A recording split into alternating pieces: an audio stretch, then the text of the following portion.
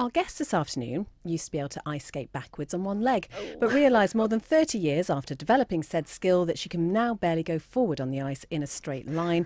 Fortunate then that Jo Davies is an award-winning illustrator and author, and she's with us this afternoon to talk about her latest project, which she's been working on with Culture Vannin. Jo, lovely to have you with us this afternoon. Thank you for inviting me. Where did the passion for illustration come from then? I'm not sure really. I think when I was a child I realised that drawing was a kind of magical act and that I could actually lose myself by being a drawer. And also I think people are quite wowed if you can draw, and I think people still sort of feel that there's something quite incredible when you can create something out of nothing. And so for me, part of it is the act, quite selfishly, of making pictures. But I think also it's actually really realising that images can be really good for other people to look at as well, and that people enjoy looking at pictures. So but both those two things have kind of come together at different times in my life. And is there a difference then between an illustrator and an artist? And if so, what is that? Oh, that's a huge big topic. Have you got a kind of political hour to spend on? I think ultimately illustrators are making pictures that are for something else, for a purpose, and most of the illustration lives with words in posters or in children's books or book jackets, but it also lives in our world. So we've got greetings cards, wallpaper, fabric, it's kind of everywhere really. But art tends to be not commissioned for a purpose. People are expressing themselves through their images. So lots of things that are illustration look like art, and lots of art might look like illustration, but the kind of role starts off with a different impetus really. Who were the illustrators that really inspired you then? Well, as a child, we didn't have very many books in our house at all. And so not really a lot of illustrators when I was growing up. It wasn't until I actually went to art school that the whole kind of world of art and design opened up for me. I just kind of realised that drawing was my thing when I was about 15, and that led to illustration. I didn't know what illustration was until I went to art school. And so really I didn't discover illustration, I guess, until I was on a degree course of illustration. So I didn't see books with pictures in really much when I was a child. I liked Millie Molly Mandy when I was about 7. I probably still do. I loved the map that you could sort of trace her little route. And I think that kind of sense of children being absorbed by illustration is something that I've had in my head all my life really. And it's interesting to note that Jo, she's not just an illustrator herself, she's an author, and she's interviewed many illustrators over the years. And you've interviewed someone that I think a lot of people listening will class as being someone that they loved as a kid. You actually interviewed Quentin Blake as one of the people. Tell us about Quentin. I've interviewed Quentin Blake several times actually in London, and I'm involved with the Association of Illustrators, which is like a big sort of London-based kind of company, if you like. It's a society for illustrators, and Quentin's one of the patrons of the Association of Illustrators. I was a director there, so I've interviewed him for their magazine and my own books as well. So he's interesting because you go to his flat and he obviously just lives art and design, and he's got a trail in his carpet in his house where he's worn it from going from his kind of desk to the light box where he draws, and it's got a little trail in the kind of ground, and he's got big feathers everywhere that he draws with and big ink pens. He's like a little sort of gnome, in this world of art and design. So yeah, he was an inspiration, and going to see him, he did drawings while I was there, for him while I was interviewing him. So I mean, I did think, he might slip me one of those, but it didn't happen. He gave me a card for my daughter actually that he signed for her, which she was really thrilled about. And yeah, that's one of the best bits of my job, being able to go around the world and interview people about their work and just seeing how people work, in their houses, in their studios. People I've been to America to interview people about their work. Oliver Jeffers, another kids book illustrator that people know about, and that people don't realise, but around the world illustration is very different in different places, and that's one of the things I try to reflect in this Colouring In book really, that each culture's got its own identity, and the kids books that you see in Norway or in even in France and kind of Belgium are very different than some of the books that we see here, because they draw upon the different cultures and the different stories and different kind of ways of creating imagery. So that evolves over time, and it kind of creates a sense of personality, a creative identity. And so Quentin Blake isn't actually that well known in some other countries, and the same for other illustrators that are superstars in Europe. So I've really enjoyed that aspect of my life, and it's that kind of understanding I've tried to bring in my own drawings for this book as well. Well, this book is Cool Mann. Where did the idea first come from to do this? The idea came because my own research really, because I work as an academic as well, and my own research has been looking at how children learn through imagery and how imagery is valuable for kind of culture and defining a culture. And what that means is that illustration does more than just kind of accompany words in a book. It actually helps children to learn, or people to learn, and helps people to understand ideas. Makes people think really. And I wanted to make some images that were to do with this island where I just moved actually, and I thought that to do a project based on the island would kind of bring me into the island more, and I'd kind of embed myself into it by doing research, and I'd meet people, which is what I did do. So I kind of was able to go around museums and read about things and kind of find out from not knowing very much really, and then reflect that in my own sort of work. And I didn't know very many people when I moved to the island, just my family. And so that suddenly I was in a different environment with different people, and I kind of really enjoyed that opportunity. So that's what I've kind of tried to reflect in the book, really, my sudden kind of understanding of this new place and everything that was kind of distinctive about it. It is a wonderful mix of images that be so familiar to everybody who lives on the island, and also which is really key, the Manx words as well. Yeah, well, I think when I came to the island, one of the things that really appealed to me was that there is this language that is still alive and still present, and the word ushdi, which is water, it was one of the first words I recognised on the island because it was on a van kind of driving past, and I thought I was quite intrigued by that. And I'd lived in France and I've lived in England obviously, and the sense that knowing a few words, helping you belong to a community, was quite an important thing for me. So I kind of wanted to kind of find a few more words and to get involved with that. And so I worked with the language development unit to see what words they would recommend and try and group words and base pictures based on that. So it's kind of a structured programme really of development that led up to the book. And there has been a huge explosion in people colouring. I mean, not just children, which obviously this is aimed at children, but also adults as well. Yeah, I think it's linked to the idea, which I don't know much about, of mindfulness, but I've known myself from my own process that actually you do lose sense of time when you're drawing and colouring in. You can completely absorb yourself in something. And that it's the same with knitting or embroidery or things that make you slow down. And I think that's really valuable in a really kind of high-paced world, to have something where you can be kind of lost really. And I think that, like, who wouldn't love colour? Who wouldn't love just kind of making something look beautiful and kind of creating something yourself? So it's to kind of build on those principles that have been tested elsewhere really, and kind of bring them all together.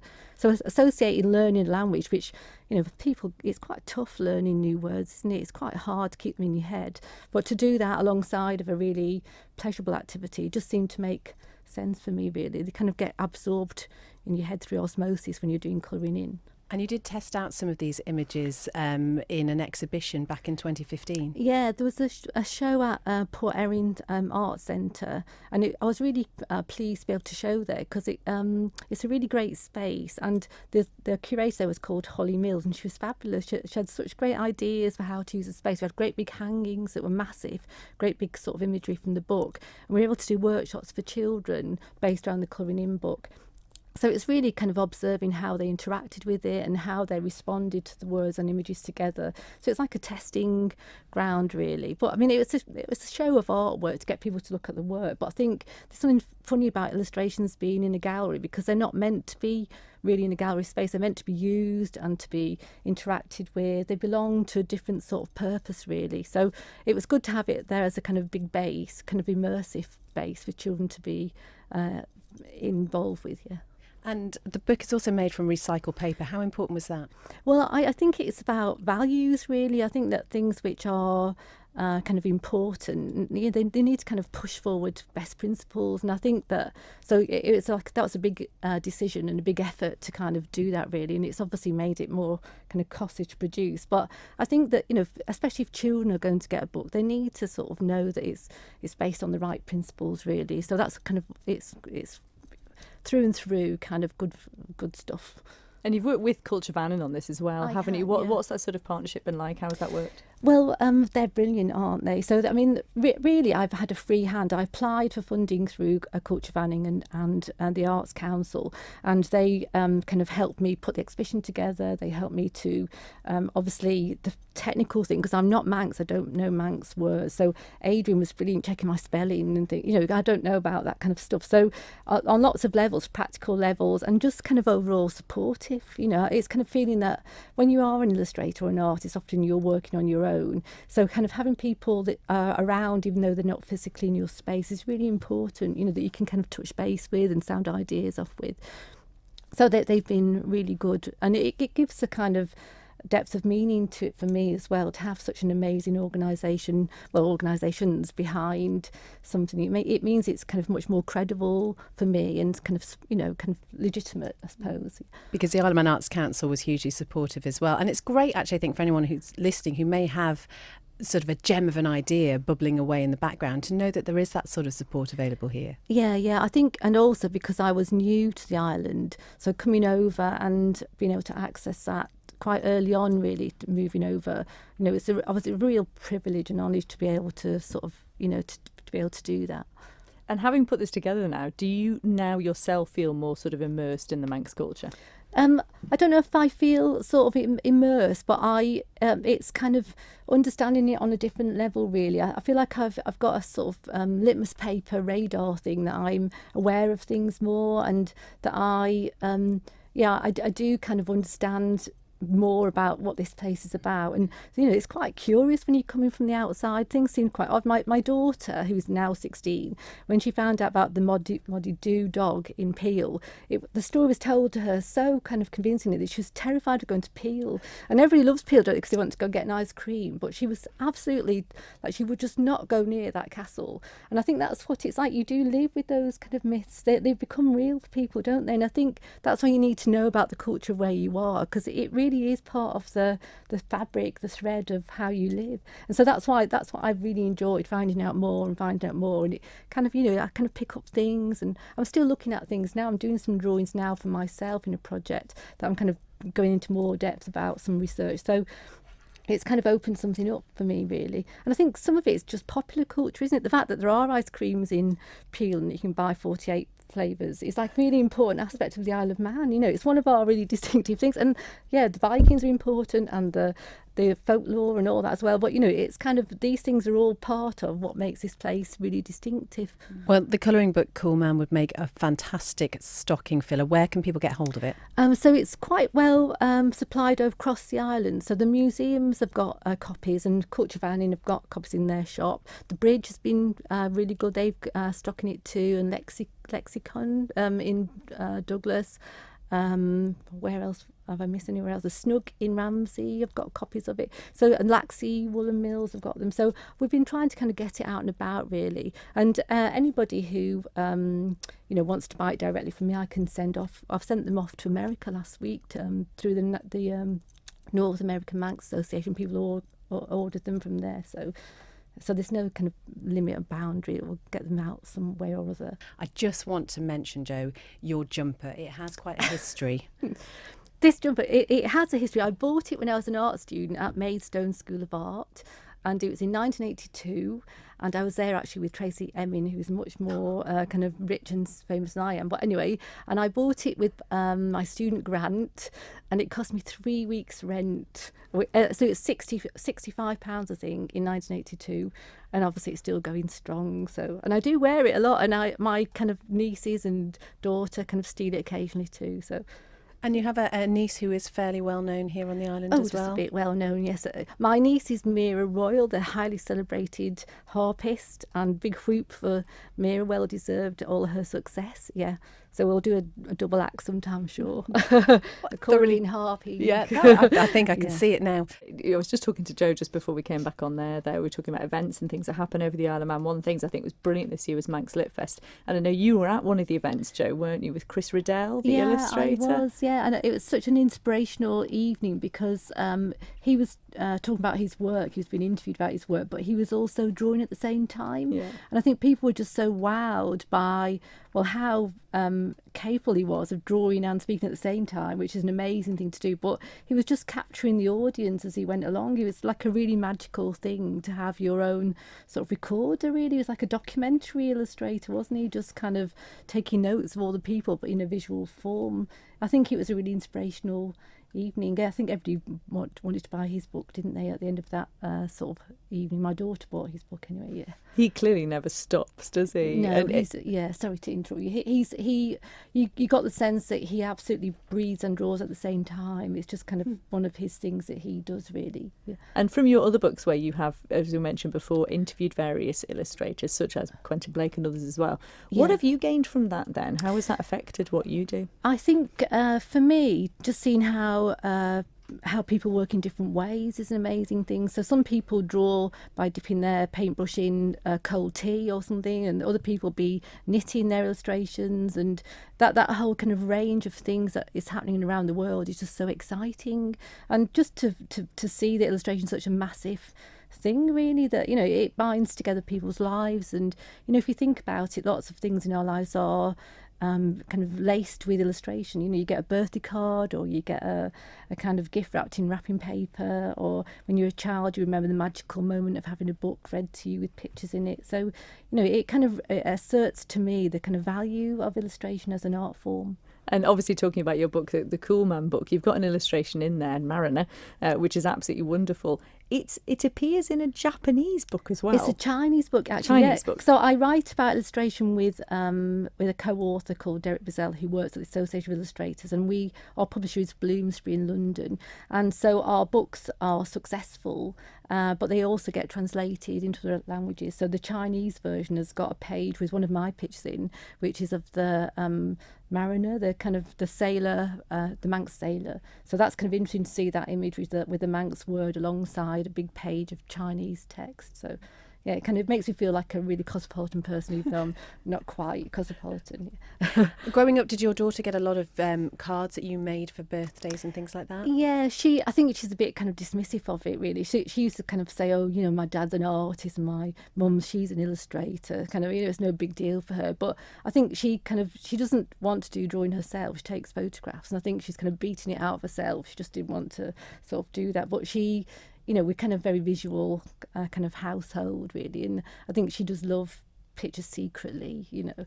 So yeah, we you know, children's books are everywhere in our house, and books and pictures are in our house everywhere too. And what's your tool of choice then? Because another thing Chris Riddell was talking about was the fact that he prefers to use pencil, but there is that sort of digital movement now, isn't it? What do you use? Yeah, so I'm a drawer, really, and my favourite thing is using a pencil. But I think we all use computers to different extents, really. I think there's at the moment there's a kind of a backlash against just digital imagery, because it looks a bit kind of generic. Everybody's style looks the same. You know, it can look that way anyway through the process of computers. So I think the kind of backlash is to kind of say we want things that are handmade, hand-drawn, where you can sort of sense a person has been involved. Really. So nice bit of scribble is always good, and nice bit of colouring in. And my own work, actually, when I use colour for children's books that I've illustrated and written, you know, I've been chosen because my work looks like very painted. You know, it's kind of, I don't fill in the lines, I kind of splodge over the lines, and that's kind of part of my own sort of style, really. So yeah, I think at the moment it's an exciting time, because lots of things are out there. Lots of children are drawing on iPads, aren't they, from quite early, so it's kind of bringing people back to making art as well. I think parents, you know, you feel more nervous about getting the paints out, but a child might do kind of drawing on an iPad, mightn't they?